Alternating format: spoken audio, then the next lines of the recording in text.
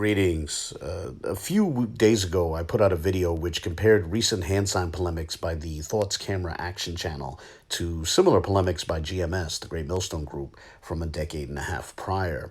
And as I alluded to in that video, GMS used to polemicize against a rival group, the Israelite Church of God in Jesus Christ, by showing images of that group's leader, Tazadakia, with his hand in a position that they claimed was nefarious.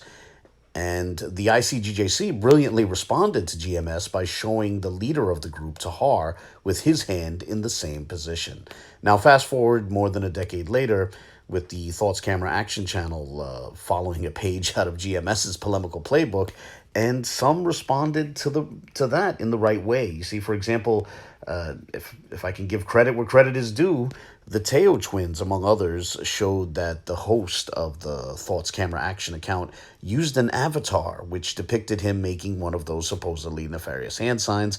And then they also produced an image of him, doing so in a photograph, him actually doing it, not just in the form of an image depicting him.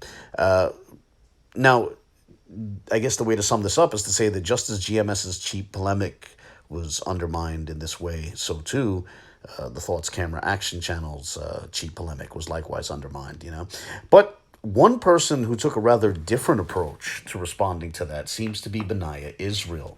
He put out a video titled Exposed, which some might interpret as making a thinly veiled legal threat towards the Thought Camera Action Channel.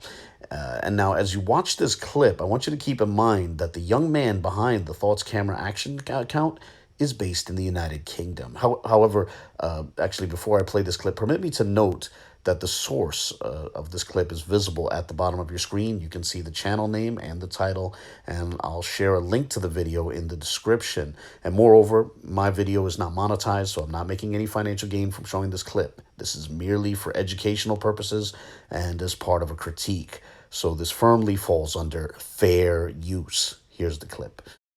We also saw attacks come from within in the form of a proxy COINTELPRO attack, using a YouTube channel to slander various African Israelite communities or individuals from outside the country. Well, family, make no mistake about it.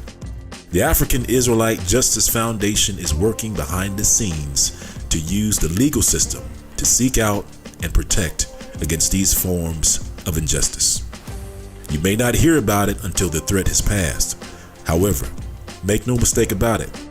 We are working on your behalf to protect the rights of Israel.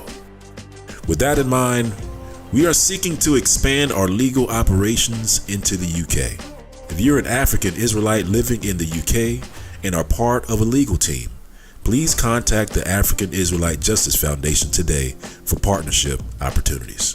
Now, that clip didn't mention Thoughts Camera Action explicitly, but it clearly alludes to a desire to take action against someone who happens to be outside of the United States, someone more specifically in the United Kingdom. And it was posted in the midst of this controversy over Thoughts Camera Action's cheap polemics against other Israelites. And, one is within their rights to contemplate the probability of this being intended as a legal threat against TCA, against Thoughts Camera Action. And if that is what was intended, it comes off as, forgive me, but it comes off as somewhat cheap. Calling a kid with goofy polemics COINTELPRO is honestly hard to take seriously. And one is left to wonder, was this intended to intimidate that kid? Or was it intended merely as a bit of public theater that fires up the base and, perhaps with some fundraising goals in mind for the near future? But whatever the case, the video explicitly mentioned a newly formed group called the African Israelite Justice Foundation. Kelly Richardson actually recently discussed that group on Sista's channel, and amazingly, he likened it to the ADL. And as he did so, he alluded to his desire to get channels that scrutinize his claims taken down. And, some of us know he's had that desire for a while. Here, listen to this clip, and again, fair use. But, you have some naysayers that are out there trying to figure out what's going on with the organization. The whole goal of the organization is to create a voice, create a legal angle for our community. Yes. You have the ADL that protects the Jewish community as we know them, and you have different organizations that protects certain spaces and certain groups of people.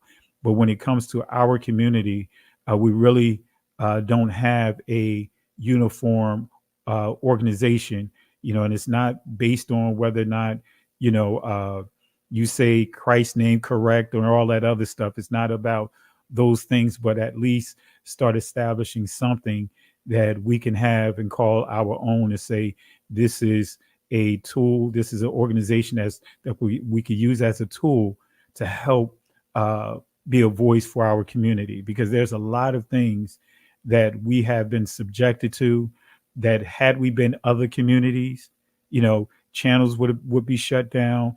There'll be all kinds of other things that come with the territory. So even though we can prove that we blood descendants of Israel by all the standards, you know, but we're still subjected to certain levels of scrutiny that no other community deals with. Now, for some background to what you just saw, I would like to recommend three past videos, all of which are linked to in the video description. And first, I'd recommend my video on attempts by Kelly Richardson and his supporters to flag videos that dared to examine their claims, as well as a fantastic story alleging that the government was on their side in that regard, was helping them flag videos. And then I'd recommend my video on some of the history of legal threats which were launched at people who dared to disagree. And thankfully, those past legal threats turned out to be empty bluffs. I suppose we'll see if Benayah's talk of legal action has more teeth.